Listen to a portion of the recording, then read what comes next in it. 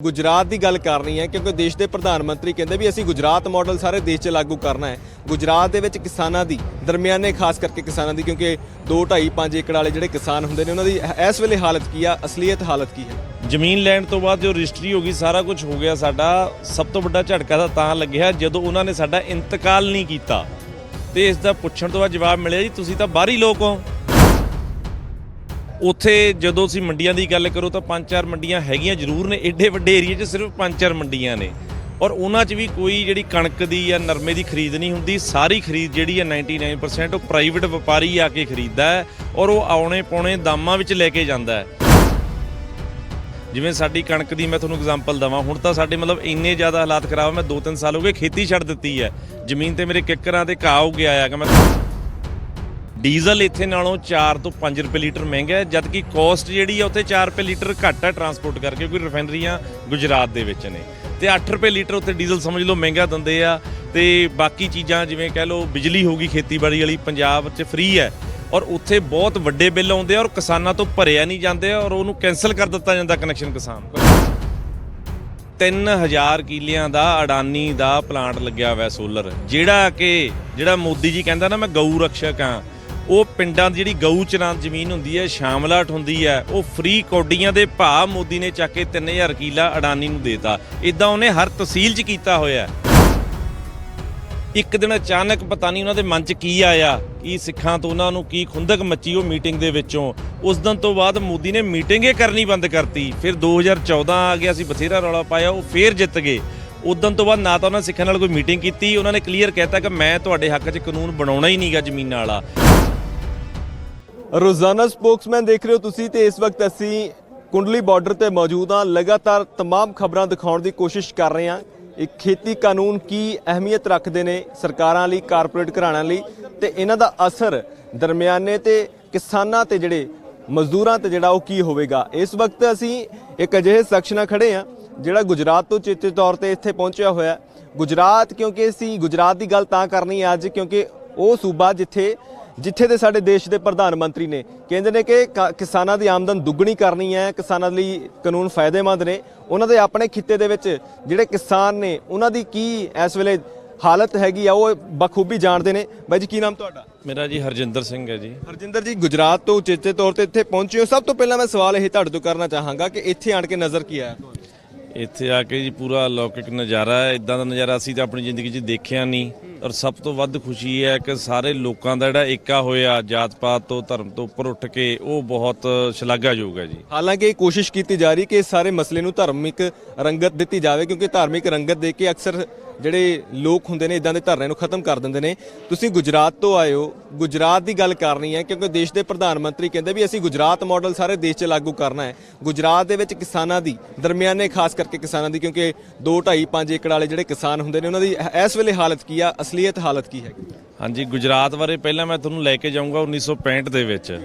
ਜਦੋਂ 1965 ਦੀ ਇੰਡੋ ਪਾਕ ਲੜਾਈ ਹੋਈ ਉਹਦੇ ਵਿੱਚ ਇੱਕੋ ਇੱਕ VIP ਮਾਰਿਆ ਗਿਆ ਸੀਗਾ ਜਿਹੜਾ ਸੀ ਗੁਜਰਾਤ ਦਾ ਮੁੱਖ ਮੰਤਰੀ, ਉਸ ਟਾਈਮ ਦਾ ਮੌਜੂਦਾ ਮੁੱਖ ਮੰਤਰੀ, ਜਿਹੜਾ ਇੱਕ ਪਾਕਿਸਤਾਨ ਦੇ 에ਅਰ ਫੋਰਸ ਵਾਲਿਆਂ ਨੇ ਇਹਨਾਂ ਦਾ ਜਹਾਜ਼ ਸਿੱਟਤਾ ਸੀ ਕੱਛ ਬਾਰਡਰ ਦੇ ਉੱਪਰ। ਤੇ ਇਹ ਲੋਕ ਉੱਠ ਕੇ ਜਿਹੜਾ ਜਿੰਨੇ ਪੋਲੀਟੀਕਲ ਲੋਕ ਸੀ ਗੁਜਰਾਤ ਦੇ, ਇਹ ਲਾਲ ਬਹਾਦਰ ਸ਼ਾਸਤਰੀ ਉਦੋਂ ਪ੍ਰਧਾਨ ਮੰਤਰੀ ਸੀ ਸਮੇਂ ਦੇ, ਉਹਨਾਂ ਕੋਲ ਆਏ ਸੀਗੇ ਗੱਲ ਕਰਨ ਵਾਸਤੇ ਵੀ ਸਾਨੂੰ ਉੱਥੇ ਬਾਰਡਰ ਤੇ ਕੱਛ ਦਾ ਬਾਰਡਰ ਜਿਹੜਾ ਬਿਲਕੁਲ ਉੱਥੇ ਕੋਈ ਤਾਰ ਨਹੀਂ ਸੀਗੀ, ਕੁਛ ਨਹੀਂ, ਸਾਨੂੰ ਪਾਕਿਸਤਾਨ ਤੋਂ ਖਤਰਾ ਹੈ, ਤਾਂ ਤੁਸੀਂ ਇੱਥੋਂ ਪੰਜਾਬ ਹਰਿਆਣੇ ਤੋਂ ਲੋਕ, ਉਦੋਂ ਪੰਜਾਬ ਸੀ ਸਾਰਾ ਪੰਜਾਬ ਸੀਗਾ, ਤਾਂ ਇੱਥੋਂ ਲੋਕ ਜਾ ਕੇ ਉੱਥੇ ਸਾਨੂੰ ਮਤਲਬ ਫੌਜੀ ਉੱਥੇ ਭੇਜੇ ਜਾਣ ਜਾਂ ਕਿਸਾਨ ਗੁਜਰਾਤ 'ਚ ਭੇਜੇ ਜਾਣ ਤਾਂ ਕਿ ਉੱਥੇ ਸਾਡੀ ਰੱਖਿਆ ਹੋ ਸਕੇ। ਤਾਂ ਲਾਲ ਬਹਾਦਰ ਸ਼ਾਸਤਰੀ ਨੇ ਸੋਚ ਕੇ ਜਿਹੜੇ ਵੈਟਰਨਸ ਨੇ 65 ਦੀ ਤੇ 62 ਦੀ ਲੜਾਈ ਲੜੀ ਸੀ, ਉਹ ਕਿਸਾਨ ਇੱਥੋਂ ਦੇ ਉੱਥੇ ਉਹਨਾਂ ਨੂੰ ਜ਼ਮੀਨਾਂ ਦਿੱਤੀਆਂ। ਜ਼ਮੀਨਾਂ ਤਾਂ ਬੰਜਰ ਸਨ, ਬਹੁਤ ਔਖੀ ਜਾ ਕੇ ਉੱਥੇ ਉਹਨਾਂ ਨੇ ਖੇਤੀ ਕੀਤੀ ਤੇ ਉਹ ਏਰੀਏ ਨੂੰ ਨਾਲੇ ਤਾਂ ਇਹਨਾਂ ਨੂੰ ਸਿਕਿਉਰ ਕੀਤਾ ਗੁਜਰਾਤ ਨੂੰ ਪੂਰੇ ਨੂੰ, ਨਾਲੇ ਉਹ ਜ਼ਮੀਨ ਵਾਹੀਯੋਗ ਬਣਾ ਕੇ ਗੁਜਰਾਤ ਨੂੰ ਤਰੱਕੀ ਦੇ ਰਾਹ 'ਚ ਪਾਇਆ। ਉਸ ਤੋਂ ਬਾਅਦ ਜੀ ਉਹ ਇਕੱਲੇ ਫੌਜੀਆਂ ਨੇ ਜ਼ਮੀਨ ਲਈ, ਉਸ ਤੋਂ ਬਾਅਦ ਆਮ ਲੋਕ ਵੀ ਜਾਣੇ ਸਟਾਰਟ ਹੋ ਗਏ। ਕੋਈ ਇਕੱਲਾ ਬੰਦਾ ਤਾਂ ਖੇਤੀ ਕਰ ਨਹੀਂ ਸਕਦਾ, ਉਹਦਾ ਸਮਾਜ ਵੀ ਉੱਥੇ ਜਾਏਗਾ। ਇੱਦਾਂ ਹੀ ਇਸੇ ਕੜੀ ਦੇ ਵਿੱਚ ਅਸੀਂ ਲੋਕ ਚਲੇ ਗਏ ਉੱਥੇ 2009-10 ਦੇ ਵਿੱਚ ਅਸੀਂ ਜ਼ਮੀਨ ਲੈ ਲਈ ਉੱਥੇ। ਜ਼ਮੀਨ ਲੈਣ ਤੋਂ ਬਾਅਦ ਜੋ ਰਜਿਸਟਰੀ ਹੋ ਗਈ ਸਾਰਾ ਕੁਝ ਹੋ ਗਿਆ ਸਾਡਾ। ਸਭ ਤੋਂ ਵੱਡਾ ਝਟਕਾ ਤਾਂ ਲੱਗਿਆ ਜਦੋਂ ਉਹਨਾਂ ਨੇ ਸਾਡਾ ਇੰਤਕਾਲ ਨਹੀਂ ਕੀਤਾ ਤੇ ਇਸ ਦਾ ਪੁੱਛਣ ਤੋਂ ਬਾਅਦ ਜਵਾਬ ਮਿਲਿਆ ਜੀ ਤੁਸੀਂ ਤਾਂ ਬਾਹਰੀ ਲੋਕ ਹੋ। ਮੈਂ ਕਿਹਾ ਕਮਾਲ ਹੋ ਗਈ ਯਾਰ, ਜਦੋਂ 65 ਦੇ ਵਿੱਚ ਤੁਹਾਨੂੰ ਗੁਜਰਾਤ ਨੂੰ ਫੌਜੀਆਂ ਦੀ ਲੋੜ ਸੀ, ਪੰਜਾਬ ਵਾਲਿਆਂ ਦੀ, ਕਿਸਾਨਾਂ ਦੀ ਲੋੜ ਸੀ, ਹਰਿਆਣੇ ਵਾਲਿਆਂ ਦੀ, ਉਦੋਂ ਤਾਂ ਅਸੀਂ ਸਾਨੂੰ ਬੁਲਾ ਲਿਆ। ਠੀਕ ਹੈ ਨਾ। ਅੱਜ ਸਾਡੇ ਲੋਕ ਨਾਲ ਦੇ ਦੋਸਤ ਆਏ ਨੇ ਤਾਂ ਅੱਜ ਤੁਸੀਂ ਕਹਿੰਦੇ ਹੋ ਅਸੀਂ ਬਾਹਰੀ ਲੋਕ ਹੋ, ਤੇ ਸਾਡਾ ਅੱਜ ਤੱਕ ਇੰਤਕਾਲ ਨਹੀਂ ਚੜਿਆ ਬਹੁਤ ਬੰਦਿਆਂ ਦਾ, ਤੇ ਜਿਨ੍ਹਾਂ ਦਾ ਚੜਿਆ ਉਹ ਵੀ ਵਿਚਾਰਿਆਂ ਨੇ ਪਤਾ ਨਹੀਂ ਕਿਵੇਂ ਚੜਾਇਆ। ਹਲੇ ਤੱਕ ਸਰਕਾਰ ਨਾ ਤਾਂ ਮੈਂ ਲੋਨ ਲੈ ਸਕਦਾ ਉਸ ਜ਼ਮੀਨ ਤੇ, ਨਾ ਉੱਤੇ ਕੋਈ ਲਿਮਿਟ ਮਿਲ ਸਕਦੀ ਹੈ, ਤੇ ਨਾ ਜ਼ਮੀਨ ਨੂੰ ਮੈਂ ਵੇਚ ਸਕਦਾ। ਤੇ ਦੂਸਰੀ ਗੱਲ ਆ ਜਾਂਦੀ ਹੈ ਮੰਡੀ ਸਿਸਟਮ ਦੀ, ਮੈਂ ਕਰਨ ਲੱਗਿਆ ਜਿਹੜੀ ਤੁਸੀਂ ਗੱਲ ਕੀਤੀ ਹੈ ਕਿਸਾਨਾਂ ਦਾ ਤਾਣਾ ਬਾਣਾ ਹੀ ਇਸੇ ਚੀਜ਼ ਤੇ ਚੱਲਦਾ ਹੁੰਦਾ ਕਿ ਉਹ ਲੋਨ ਲੈ ਲਵੇ, ਲਿਮਿਟ ਚੱਕ ਲਵੇ, ਕਿਉਂਕਿ ਖੇਤੀਬਾੜੀ ਇੰਨੇ ਲਾਹੇਵੰਦ ਦਾ ਸੌਦਾ ਤਾਂ ਹੈ ਨਹੀਂ। ਹੁਣ ਤੁਸੀਂ ਦੂਸਰੀ ਗੱਲ ਕਰਨ ਲੱਗੇ। ਹਾਂਜੀ, ਤੇ ਮੈਂ ਮੰਡੀਆਂ ਬਾਰੇ ਦੱਸਣਾ ਚਾਹੂੰਗਾ। ਕੱਛ ਭੁੱਜ ਦਾ ਏਰੀਆ ਜਿਹੜਾ ਉਹ ਜੀਓਗ੍ਰਾਫੀਕਲੀ ਪੂਰੇ ਹਰਿਆਣੇ ਜਿੱਡਾ ਜਾਂ ਪੰਜਾਬ ਜਿੱਡਾ ਵੱਡਾ, ਇੱਕ ਜ਼ਿਲ੍ਹਾ ਐਡਾ ਵੱਡਾ, ਉੱਥੇ ਹੀ ਆਪਣੇ ਪੰਜਾਬ ਜਿਹੜੇ ਹਰਿਆਣੇ ਦੇ ਜ਼ਿਆਦਾਤਰ ਕਿਸਾਨ ਨੇ ਉਸੇ ਏਰੀਏ 'ਚ ਵਸਦੇ ਨੇ। ਉੱਥੇ ਜਦੋਂ ਅਸੀਂ ਮੰਡੀਆਂ ਦੀ ਗੱਲ ਕਰੋ ਤਾਂ 5-4 ਮੰਡੀਆਂ ਹੈਗੀਆਂ ਜ਼ਰੂਰ ਨੇ, ਐਡੇ ਵੱਡੇ ਏਰੀਏ 'ਚ ਸਿਰਫ 5-4 ਮੰਡੀਆਂ ਨੇ, ਔਰ ਉਹਨਾਂ 'ਚ ਵੀ ਕੋਈ ਜਿਹੜੀ ਕਣਕ ਦੀ ਜਾਂ ਨਰਮੇ ਦੀ ਖਰੀਦ ਨਹੀਂ ਹੁੰਦੀ। ਸਾਰੀ ਖਰੀਦ ਜਿਹੜੀ ਹੈ 99% ਉਹ ਪ੍ਰਾਈਵੇਟ ਵਪਾਰੀ ਆ ਕੇ ਖਰੀਦਦਾ ਹੈ, ਔਰ ਉਹ ਆਉਣੇ ਪੌਣੇ ਦਾਮਾਂ ਵਿੱਚ ਲੈ ਕੇ ਜਾਂਦਾ ਹੈ। ਜਿਵੇਂ ਸਾਡੀ ਕਣਕ ਦੀ ਮੈਂ ਤੁਹਾਨੂੰ ਐਗਜ਼ਾਮਪਲ ਦਵਾਂ, ਹੁਣ ਤਾਂ ਸਾਡੇ ਮਤਲਬ ਇੰਨੇ ਜ਼ਿਆਦਾ ਹਾਲਾਤ ਖਰਾਬ, ਮੈਂ 2-3 ਸਾਲ ਹੋ ਗਏ ਖੇਤੀ ਛੱਡ ਦਿੱਤੀ ਹੈ। ਜ਼ਮੀਨ ਤੇ ਮੇਰੇ ਕਿੱਕਰਾਂ ਤੇ ਘਾਹ ਹੋ ਗਿਆ ਆ, ਕਿ ਮੈਂ ਤੁਹਾਨੂੰ ਫੋਟੋ ਵੀ ਦਵਾਂਗਾ ਉਹਦੇ ਬਾਅਦ ਦੇ ਵਿੱਚ। ਤੇ 3 ਸਾਲ ਪਹਿਲਾਂ ਦੀ ਗੱਲ ਦੱਸਦਾ, ਉੱਥੇ 1000 ਰੁਪਏ ਕੁਇੰਟਲ 'ਚ ਮੈਂ ਆਪਣੀ ਕਣਕ ਵੇਚੀ, ਇੱਥੇ 1750 ਰੁਪਏ ਰੇਟ ਸੀਗਾ। ਡੀਜ਼ਲ ਇੱਥੇ ਨਾਲੋਂ 4 ਤੋਂ 5 ਰੁਪਏ ਲੀਟਰ ਮਹਿੰਗਾ ਹੈ, ਜਦ ਕਿ ਕੋਸਟ ਜਿਹੜੀ ਆ ਉੱਥੇ 4 ਰੁਪਏ ਲੀਟਰ ਘੱਟ ਹੈ ਟਰਾਂਸਪੋਰਟ ਕਰਕੇ, ਕਿਉਂਕਿ ਰਿਫਾਈਨਰੀਆਂ ਗੁਜਰਾਤ ਦੇ ਵਿੱਚ ਨੇ। ਤੇ 8 ਰੁਪਏ ਲੀਟਰ ਉੱਥੇ ਡੀਜ਼ਲ ਸਮਝ ਲਓ ਮਹਿੰਗਾ ਦਿੰਦੇ ਆ।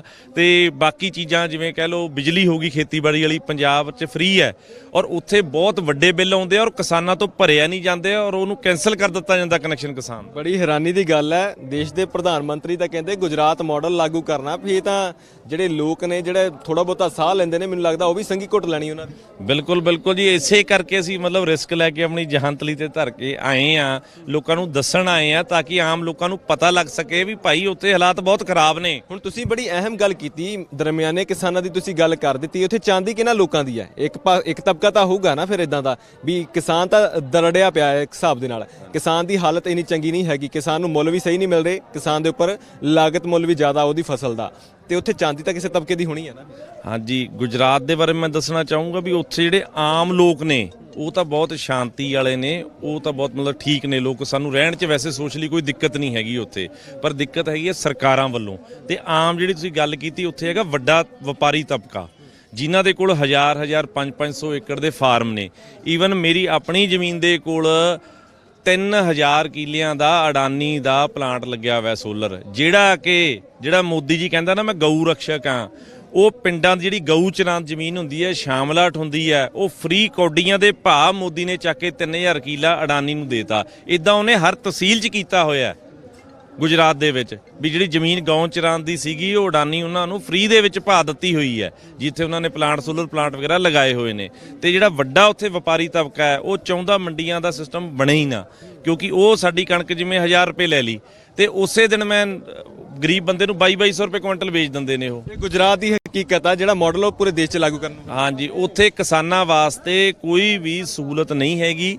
ਜਿਹੜੇ ਵੱਡੇ 1000 ਕਿੱਲੇ ਵਾਲੇ ਆ ਜਾਂ ਉਹ ਆ, ਉਹਨਾਂ ਵਾਸਤੇ ਜ਼ਰੂਰ ਹੈਗੀਆਂ ਨੇ, ਪਰ ਆਮ ਜਿਹੜਾ ਛੋਟਾ ਕਿਸਾਨ ਹੈ 20 ਕਿੱਲੇ 10 ਕਿੱਲੇ 5 ਕਿੱਲੇ, ਉਹਨਾਂ ਦੀ ਕੋਈ ਵੀ ਪੁੱਗਤ ਨਹੀਂ ਹੈਗੀ ਉੱਥੇ। ਗੁਜਰਾਤ ਮਾਡਲ ਨਾਲ ਦੀ ਨਾਲ ਯੂਪੀ ਮਾਡਲ ਦੀਆਂ ਵੀ ਗੱਲਾਂ ਚੱਲ ਰਹੀਆਂ ਨੇ ਅੱਜ ਕੱਲ੍ਹ।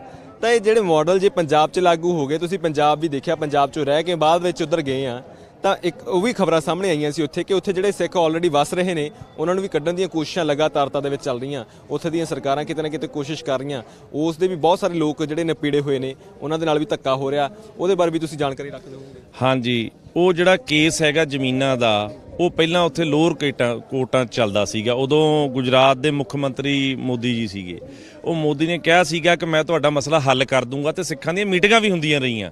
ਸਾਡੇ ਉੱਥੇ ਪ੍ਰਧਾਨ ਸੀਗੇ ਭੁੱਲਰ ਸਾਹਿਬ, ਉਹਨਾਂ ਦੀ ਮੀਟਿੰਗਾਂ ਵੀ ਹੁੰਦੀਆਂ ਰਹੀਆਂ ਕਾਫੀ ਵਾਰ। ਇੱਕ ਦਿਨ ਅਚਾਨਕ ਪਤਾ ਨਹੀਂ ਉਹਨਾਂ ਦੇ ਮਨ 'ਚ ਕੀ ਆਇਆ, ਕੀ ਸਿੱਖਾਂ ਤੋਂ ਉਹਨਾਂ ਨੂੰ ਕੀ ਖੁੰਦਕ ਮੱਚੀ ਉਹ ਮੀਟਿੰਗ ਦੇ ਵਿੱਚੋਂ। ਉਸ ਦਿਨ ਤੋਂ ਬਾਅਦ ਮੋਦੀ ਨੇ ਮੀਟਿੰਗ ਹੀ ਕਰਨੀ ਬੰਦ ਕਰਤੀ। ਫਿਰ 2014 ਆ ਗਿਆ, ਅਸੀਂ ਬਥੇਰਾ ਰੌਲਾ ਪਾਇਆ, ਉਹ ਫੇਰ ਜਿੱਤ ਗਏ। ਉਦੋਂ ਤੋਂ ਬਾਅਦ ਨਾ ਤਾਂ ਉਹਨਾਂ ਸਿੱਖਾਂ ਨਾਲ ਕੋਈ ਮੀਟਿੰਗ ਕੀਤੀ, ਉਹਨਾਂ ਨੇ ਕਲੀਅਰ ਕਹਿਤਾ ਕਿ ਮੈਂ ਤੁਹਾਡੇ ਹੱਕ 'ਚ ਕਾਨੂੰਨ ਬਣਾਉਣਾ ਹੀ ਨਹੀਂਗਾ ਜ਼ਮੀਨਾਂ ਵਾਲਾ, ਤੁਸੀਂ ਧੱਕੇ ਖਾਓਗੇ ਸਾਰੇ। ਉਸ ਤੋਂ ਬਾਅਦ ਇਹਨਾਂ ਨੇ ਚੱਕ ਕੇ ਕੇਸ ਅਸੀਂ ਲੈ ਗਏ ਸੁਪਰੀਮ ਲੋਅਰ ਕੋਰਟ 'ਚ ਲੈ ਗਏ, ਉਸ ਤੋਂ ਜਿੱਤ ਗਏ, ਫਿਰ ਉੱਪਰ ਗਏ, ਫਿਰ ਸੁਪਰੀਮ ਕੋਰਟ 'ਚ ਮਾਮਲਾ ਇਸ ਟਾਈਮ ਲੰਬਿਤ ਪਿਆ। ਤੇ ਜਦੋਂ ਦੇ ਪ੍ਰਧਾਨ ਮੰਤਰੀ ਬਣੇ ਆ ਤੇ ਜੱਜ ਇਹਨਾਂ ਦੀ ਮਰਜ਼ੀ ਦੇ ਲੱਗਦੇ ਆ ਮੋਦੀ ਦੇ, ਤੇ ਉਹ ਕੇਸ ਅੱਗੇ ਹੀ ਨਹੀਂ ਤੁਰੇ ਹੈਗੇ। ਬੜੀ ਹੈਰਾਨੀ ਦੀ ਗੱਲ ਹੈ ਕਿ ਜਦੋਂ ਸਾਡੀ ਲੋੜ ਹੁੰਦੀ ਹੈ, ਉਦੋਂ ਤਾਂ ਸਿੱਖ ਯਾਦ ਆ ਜਾਂਦੇ ਨੇ, ਉਦੋਂ ਜੱਟ ਯਾਦ ਆ ਜਾਂਦੇ, ਜੱਟ ਕੌਮ ਯਾਦ ਆ ਜਾਂਦੀ ਹੈ, ਸਿੱਖਾਂ ਦੀ ਕੌਮ ਯਾਦ ਆ ਜਾਂਦੀ ਹੈ, ਖੇਤੀਬਾੜੀ ਜਿਹੜਾ ਮਿਹਨਤਕਸ਼ ਬੰਦਾ ਉਦੋਂ ਯਾਦ ਆ ਜਾਂਦਾ। ਇੱਥੇ ਵੀ ਜਦੋਂ ਹਰੀ ਕ੍ਰਾਂਤੀ ਲਿਆਉਣੀ ਸੀ ਉਦੋਂ ਕਿਸਾਨ ਜੈ ਜਵਾਨ ਜੈ ਕਿਸਾਨ ਦੀਆਂ ਗੱਲਾਂ ਹੁੰਦੀਆਂ ਸੀ, ਪਰ ਅੱਜ ਕਿਸਾਨ ਜਦ ਦੂਜੇ ਪਾਸੇ ਫਸਲਾਂ ਹੋਣ ਲੱਗ ਪਈਆਂ, ਅੱਜ ਇੱਧਰਲੇ ਕਿਸਾਨ ਨੂੰ ਵੀ ਲੱਤਾਂ ਮਾਰੇ ਤੇ ਜਿਹੜਾ ਗੁਜਰਾਤ 'ਚ ਆ ਉਹਨੂੰ ਵੀ ਲੱਤਾਂ ਮਾਰੇ। ਹਾਂਜੀ ਬਿਲਕੁਲ ਬਿਲਕੁਲ, ਇਹ ਇਦਾਂ ਹੀ ਕਰਦੇ ਆ। ਇਹ ਤਾਂ ਤੁਸੀਂ ਸ਼ੁਕਰ ਮਨਾਓ ਕਿ ਪੰਜਾਬ ਹਰਿਆਣੇ 'ਚ ਇੱਕ ਮੰਡੀ ਢਾਂਚਾ ਬਣਿਆ ਹੋਇਆ, ਇਨਫਰਾਸਟ੍ਰਕਚਰ ਬਣਿਆ, ਸੜਕਾਂ ਬਣੀਆਂ ਹੋਈਆਂ ਨੇ, ਤਾਂ ਸਾਡਾ ਮਾਲ ਵਿਕ ਰਿਹਾ ਹੈ। ਇਹਨਾਂ ਦਾ ਹੁਣ ਕੁਝ ਨਹੀਂ ਪਤਾ ਵੀ ਕਦੋਂ ਤੁਹਾਨੂੰ ਇਹ ਇੱਕਦਮ ਜਵਾਬ ਦੇ ਦੇਣ। ਔਰ ਹੁਣ ਜਿਹੜਾ ਅਸੀਂ ਮੋਰਚਾ ਇੱਥੇ ਲਾ ਲਿਆ ਹੈ ਤਾਂ ਇਹ ਤਾਂ ਹੁਣ ਜੇ ਵਿੱਚ ਵਾਪਸ ਮੁੜ ਗਏ ਤਾਂ ਬਿਲਕੁਲ ਖਤਮ ਹੋ ਜਾਾਂਗੇ ਆਪਾਂ। ਹੁਣ ਤਾਂ ਕੁਛ ਨਾ ਕੁਛ ਕਰਕੇ ਮੁੜਨਾ ਹੀ ਪਊਗਾ ਆਪਾਂ ਨੂੰ। ਸਿੱਧੇ ਤੌਰ ਤੇ ਜਾਣੀ ਕਿ ਤੁਸੀਂ ਇਹ ਗੱਲ ਦੱਸ ਦਿੱਤੀ ਹੈ ਕਿ ਗੁਜਰਾਤ 'ਚ ਆਹ ਹਾਲ ਹੈਗਾ, ਉੱਥੇ ਕਾਰਪੋਰੇਟ ਘਰਾਣਿਆਂ ਦਾ ਪਹਿਲੀ ਕਬਜ਼ਾ ਹੈਗਾ। ਜੇ ਇੱਥੇ ਵੀ ਹੋ ਗਿਆ ਤਾਂ ਇੱਥੇ ਵੀ ਕੀ ਪਤਾ ਕਿਹੜੇ ਵੇਲੇ ਜਵਾਬ ਦੇ ਜਾਣਗੇ ਵੀ ਅਸੀਂ ਤੁਹਾਡੀ ਫਸਲ ਨਹੀਂ ਖਰੀਦਣੀ, FCI ਦੀ ਜਿਹੜੀ ਖਰੀਦ ਆ ਉਹ ਬੰਦ ਹੋ ਜਾਊ। ਹਾਂਜੀ, ਮੈਂ ਜਿਵੇਂ ਦੱਸਿਆ ਵੀ ਗੁਜਰਾਤ ਦੇ ਵਿੱਚ ਅਡਾਨੀ ਅੰਬਾਨੀ ਨੂੰ ਇੰਨੀ ਕੁ ਖੁੱਲ੍ਹ ਆ, ਸਾਡੇ ਕੋਲ ਉੱਥੇ ਸਮੁੰਦਰ ਪੈਂਦਾ ਨੇੜੇ, ਠੀਕ ਹੈ ਨਾ ਜੀ। ਉੱਥੇ ਇਹਨਾਂ ਨੇ ਅਡਾਨੀ ਨੂੰ ਪੋਰਟ ਦਿੱਤਾ ਇੱਕ, ਉਹ ਜਿਹੜਾ ਸਮੁੰਦਰ ਦੇ ਕੰਢੇ ਜੰਗਲਾਤ ਦਾ ਏਰੀਆ ਹੁੰਦਾ, ਮਾਰਸ਼ਿਸ ਹੁੰਦੀਆਂ ਨੇ, ਉਹ ਸੁਰੱਖਿਅਤ ਲੈਂਡ ਹੁੰਦੀ ਆ ਫੋਰੈਸਟ ਦੀ, ਉਹ ਤੋਂ ਵੱਢਣ ਨਹੀਂ ਦਿੰਦੇ ਤਾਂ ਕਿ ਜਿਹੜਾ ਪਾਣੀ ਆ ਸਮੁੰਦਰ ਵਾਲਾ ਨੂਨ ਵਾਲਾ ਉਹ ਧਰਤੀ ਵਾਲੇ ਮਿੱਠੇ ਪਾਣੀ 'ਚ ਮਿਕਸ ਨਾ ਹੋ ਜੇ। ਇਹਨਾਂ ਨੇ ਚੁੱਕ ਕੇ ਕਈ ਹਜ਼ਾਰ ਕਿੱਲਾ 2 ਨੰਬਰ 'ਚ ਅਡਾਨੀ ਨੂੰ ਦੇ ਦਿੱਤਾ, ਉੱਥੇ ਪੋਰਟ ਬਣਾਤਾ, ਜਦ ਕਿ ਸਰਕਾਰੀ ਪੋਰਟ ਹੈਗੇ। ਸਰਕਾਰੀ ਪੋਰਟਾਂ ਨੂੰ ਫੇਲ ਕਰਤਾ ਕਾਂਡਲੇ ਵਾਲਿਆਂ ਨੂੰ, ਔਰ ਇਹਨਾਂ ਦੇ ਅਡਾਨੀਆਂ ਦੇ ਪੋਰਟਾਂ ਨੂੰ ਚਲਾਤਾ। ਪਤਾ ਨਹੀਂ ਐਂ ਲੱਗਦਾ ਪੂਰਾ ਗੁਜਰਾਤ ਹੀ ਅਡਾਨੀ ਦੇ ਨਾਂ ਹੋਇਆ ਪਿਆ, ਜਿੱਥੇ ਜਾਓ ਅਡਾਨੀ, ਜਿੱਥੇ ਜਾਓ ਅਡਾਨੀ। ਅੱਜ ਦੇ ਦਿਨ ਅੱਜ ਵੀ ਮੋਦੀ ਜੀ ਉੱਥੇ ਹੀ ਉਦਘਾਟਨ ਕਰਨ ਗਿਆ ਅਡਾਨੀਆਂ ਦੇ ਪਲਾਂਟਾਂ ਦਾ।